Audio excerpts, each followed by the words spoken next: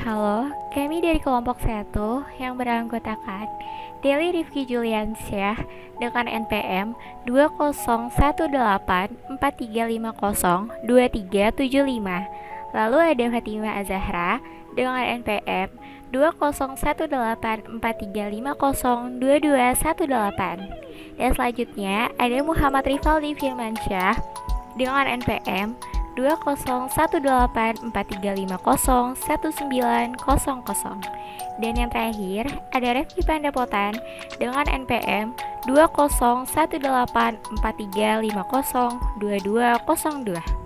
Kami dari kelas R57 dengan prodi Teknik Informatika semester 5. Di sini kami akan mempresentasikan produk BMC yang telah kami diskusikan.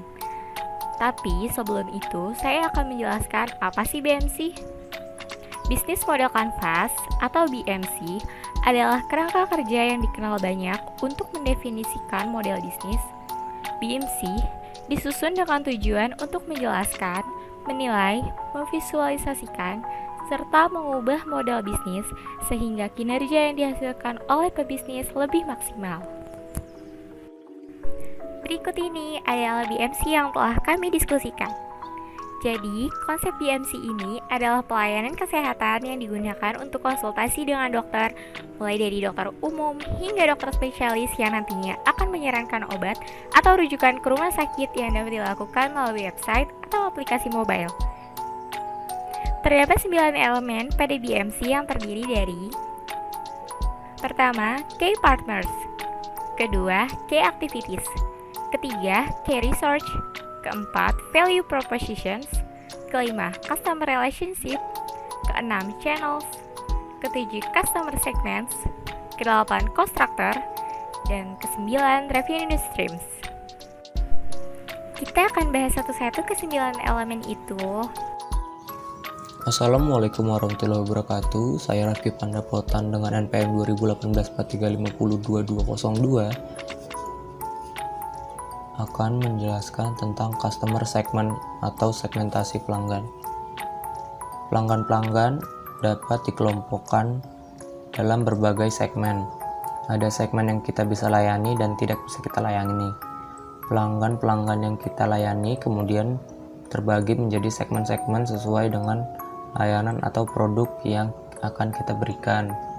Contoh dari customer segment saya adalah berusia di atas 17 tahun dan penyedia obat-obatan. Saya Muhammad Rifaldi Firmansyah, NPM 201843501900, ingin melanjutkan presentasi dari teman saya. Saya akan membahas tentang value proporsional. Yang pertama, memudahkan pelayanan kesehatan melalui website dan aplikasi. Aplikasi kesehatan untuk mengakomodir dan memfasilitasi masyarakat dalam mendapatkan informasi kesehatan yang akurat, kredibel, dan terpercaya. Yang kedua, memudahkan konsultasi online dengan dokter. Dalam aplikasi ini, pengguna bebas memilih dokter yang sesuai dengan kebutuhan dan biaya yang bervariasi. Pengguna juga bebas memilih fitur voice, video call, atau chat untuk berkomunikasi dengan dokter. Di layar akan terlihat dokter yang available atau tengah online. Nama dokter umum atau spesialis masing-masing sudah tercantum tarif konsultasi per menit. Selanjutnya, menyediakan pelayanan pesan antar selama 24 jam. Paket layanan ini dapat dipilih jika layanan pengiriman selama 24 jam tersedia. Pengiriman pesanan dapat dilakukan oleh kurir ekspedisi dan akan diterima oleh pelanggan dalam waktu lebih dari 1 hari sesuai dengan ketentuan di aplikasi. Atau juga dapat ambil di apotek dengan jaminan pasti obat tersedia di apotek. Dengan memilih layanan pengiriman ini, pesanan dapat diambil langsung ke apotek sesuai dengan jam pengambilan yang ditentukan oleh pelanggan. Channels merupakan sarana bagi organisasi untuk menyampaikan value proposition kepada customer segment yang dilayani. Channel berfungsi dalam berbagai tahapan mulai dari kesadaran pelanggan sampai ke pelayanan purna jual. Berikut adalah channels yang kami gunakan: website, aplikasi mobile, pelayanan pesan antar, iklan dan promosi melalui media sosial, iklan online, dan iklan langsung seperti di reklame. Revenue streams atau sumber pendapatan merupakan bagian yang paling vital di mana organisasi memperoleh pendapatan dari pelanggan. Elemen ini harus dikelola semaksimal mungkin untuk meningkatkan pendapatan bisnis. Jangan sampai ada bahan baku, produk, atau kinerja yang tidak dimanfaatkan secara maksimal.